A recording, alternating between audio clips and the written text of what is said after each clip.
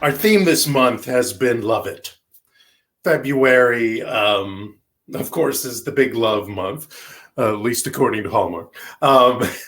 It's also Black History Month this month, and it's part of the season of nonviolence, February. It's the beginning of the season of nonviolence. It's also Groundhog Day, Tater Tot Day, Ukulele Day is also in February. You might have celebrated Washington or Lincoln or Bob Marley's or Frederick Douglass's birthday this month.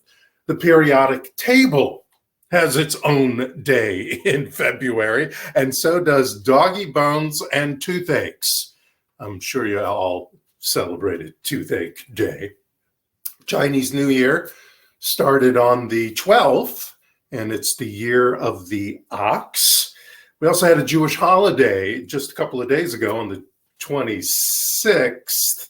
That was Purim, and Purim commemorates the victory of Queen Esther of Persia, who saved the Jewish people at that time from execution by Haman, and Haman was the advisor to the king, and her stepping in helped save the Jews from the evil Haman, as they say, evil Haman. And Lent, of course. Lent on the 17th began on Ash Wednesday, reminding the Christians of Yeshua's 40-day sacrifice in the desert. Everyone goes to the desert to sacrifice, and so Jesus did as well. So February. Today's February 28th, in case you didn't remember, and the last day of our shortest month of the year. And it's a month where lives are remembered and foods are enjoyed and events commemorated, rituals in which to partake, ideas to contemplate, and of course, love to celebrate. So much in just 28 days. Did you fill your month of February with that? But all of this, and I was thinking about the month, knowing that this was the last day of the month, all of this is man-made. And I don't say that to lessen the significance of everything that happened in February, but to show its exquisiteness and uniqueness only possible through the loving expression of God. The God in us, the God within, expressing itself through us.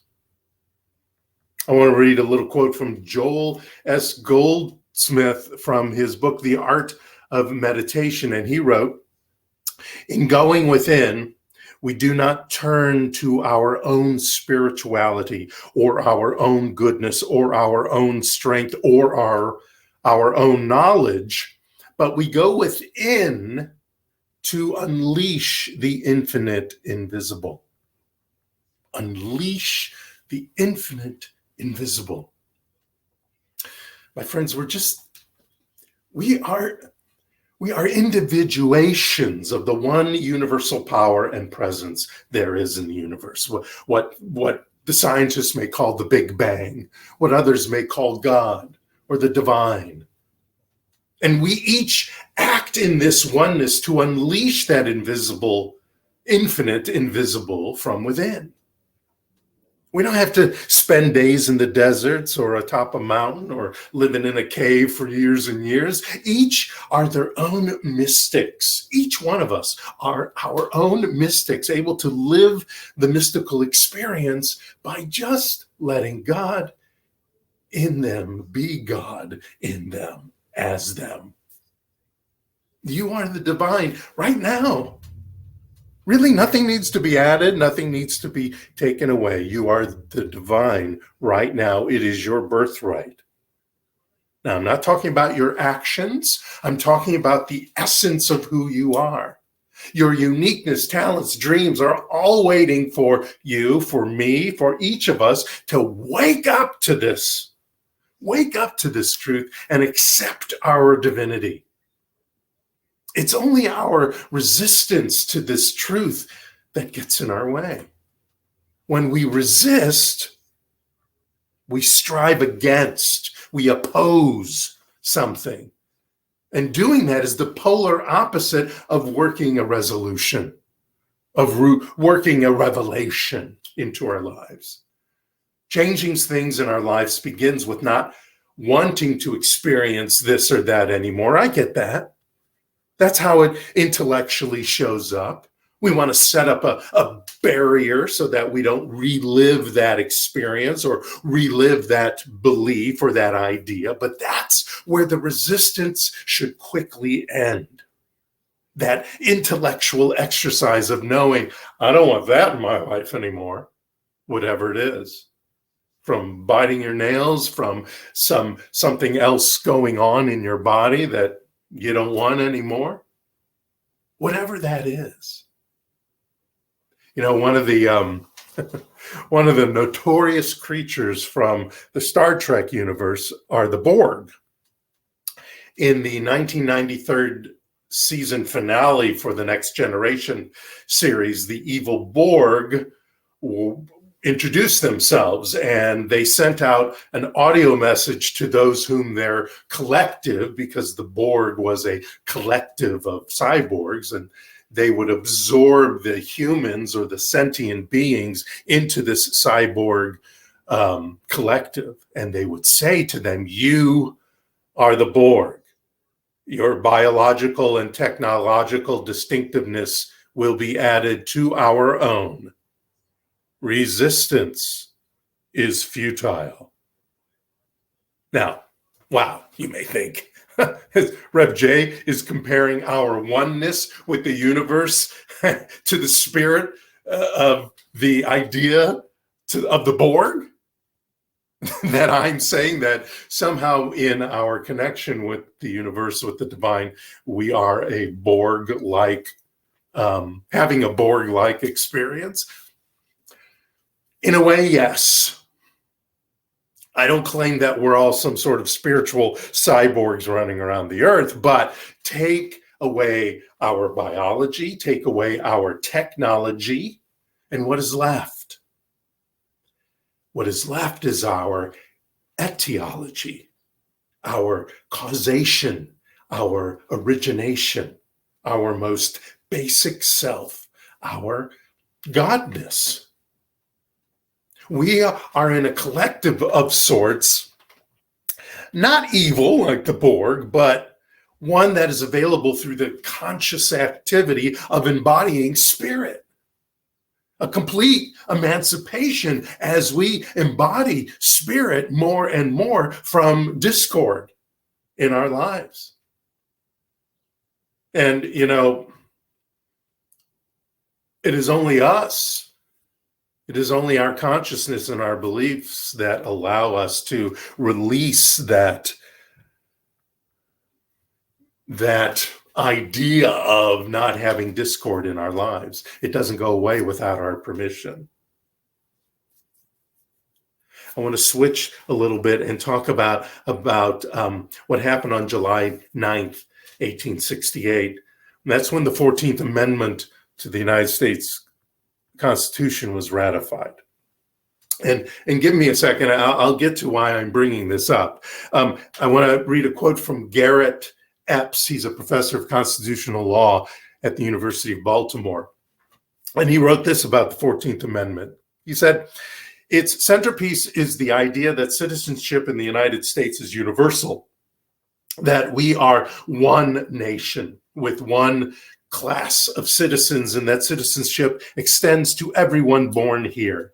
Citizens have rights that neither the federal government nor any state can revoke at will, even undocumented immigrants. Persons, in the language of the amendment, now have rights to due process and equal protection of the law. Fabulous. 14th Amendment. Yet the real freedom does not truly lay in amendments to the Constitution or any set of man-made laws. Again, I don't mean to lessen the efforts of Frederick Douglass and Harriet Tubman and Thaddeus Stevens and other abolitionists or 13th and 14th Amendment proponents. However, I want to point out that freedom must be made first in the minds, and hearts of those whose values and beliefs equaled that pronouncement. It didn't just show up, even though that is a natural law.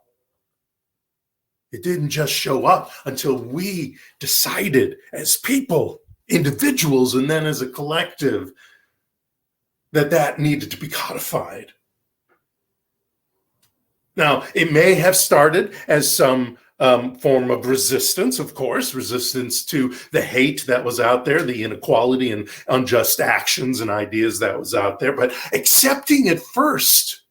Remember, this is not about permission. This is not about saying that those things are okay, those actions and ideas are okay, inequality and hate, et cetera, but by accepting them, that they're there, allows us to transform those ideas from resistance of the negative into working for something that is positive, working for something that is a part of course, nature's laws. But because we have choice, we can ignore nature's laws for a certain amount of time. Before that could be a fact in the United States, a fact in our Constitution, in our laws, the truth of our equality and our oneness within the creations, all the creations of the universe had to be recognized and accepted first before we could set mankind free. In other words, our minds had to echo throughout our communion as one. Had to echo that eternal thing itself, those natural laws. Now, the sooner we awaken to truth and live it holistically, not just in our heads, it's not just an intellectual exercise, it has to embody our entire selves. And then, of course, spread out into our community, the sooner we shall be actually free and happy. No matter the conditions we experience or the laws or the amendments to any constitution, it has to happen here first. We can have the law, but if you don't feel free and happy and equal and able in here and here, then it doesn't matter. Viktor Frankel, for those of you who don't know, was an Austrian neurologist and psychologist and philosopher, and to this point, a little more importantly in this moment as I speak about him, he was a Holocaust survivor. He was also the founder of logotherapy, a search for life's meaning as the central human motivational force. Here's something he wrote. The one thing you can't take away from me is the way I choose to respond to what you do to me. The last of one's freedoms is to choose one's attitude in any given circumstances. Between stimulus and response, there is a space. In that space is our power to choose our response. In our response lies our growth and our freedom. A man who was in a concentration camp for many years realized this. Knowing this saved him. We are obligated, yes, to enact laws to codify our understanding of truth. God doesn't condone enslaving or mistreating anyone, obviously, and we cannot be free in our spirit nor free in our minds when we withhold human liberty from another. And neither can we be truly free when we still kill and maim and cage and strike and spit upon or tear gas or shout even at each other. We can only be completely free when we respect and honor all of life. And we have to do that as individuals. And those not participating in this divine collective of oneness and peace and universal love, they're bound to suffer in some way. the consequences of having that void in their heart and filling it with hate and fear and shame and helplessness and powerlessness and feelings of injustice and inadequacy. Those are all learned feelings that we decide whether we're going to embrace them or release them. And I even stand here now and honor the feeling that so many people have that bring hate and fear into their lives. I'm not condoning it. I'm honoring that is there, that they feel helpless, they feel powerless, they feel that injustice is being carried out and pointed at them. But when we fill the void, no matter the size of it, with spirit, we gain a foundation to build upon. We step into a world where kinship with all life connects us together and allows us to prosper and guide us with spiritual wisdom. Not from our ego, not from our feelings of helpfulness, helplessness, not from our reactions. A world that will show up without police brutality.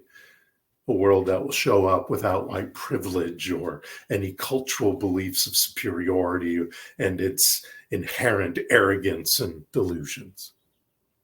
I'm not telling you to bypass what may be lurking inside you, confusing you, irritating you. We have to step in and look at those things. But the resolution, however, must begin with who you are. Looking for approval outside of ourselves is futile and will never truly fill the void. Remember, you're worthy right here, right now, and you're pre-approved for your highest good to show up.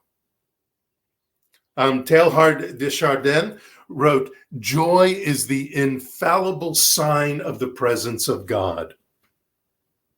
So there must be joy somewhere in your life. Joy that you know of, joy that is a part of you and supports you. And you can use that idea and that power of that joy that is in whatever part of your life. Maybe you are always healthy. Maybe your prosperity, your financial prosperity is set in mind and in experience. You can use those ideas. You can use that that idea of I have joy, I am joy. God is always everywhere and equally present in this part of my life. You can use that belief in those other places that needs them. Find those places, nurture those places, incorporate them where the joy isn't as strong. It's foolish and futile to dedicate your time and attention to just resisting what you don't want. Boy, when I get into that, I just, that's when my head starts spinning. I don't know about you. When I'm into resistance, I don't get anywhere. I just roll around in a circle. I might as well just get on the ground and flip around in a circle because that's all that's happening in my brain and then thus in my heart and thus in my life. When I reapply my energy toward what I want and plan a prudent spiritual plan, it leads then to a wise practical course of action. Let me say that again. When I plan a prudent spiritual idea into my life, then the practical course of actions come to me. Whatever speaks to me. When we choose to love the awakening to our higher self, we ease the effects of the negative and ease the inclusion of the positive. We reveal the wisdom of the ages and disclose the best we have to offer. And everyone has a best to offer to the world and beyond. Believing and loving who you are is a powerful antidote for lack and limitation, depression and distress, disharmony and disease. And all we have to do is allow the divine's love, God's love, Spirit's love, and its wisdom into our lives. Resistance is futile. Thank you so much. Namaste.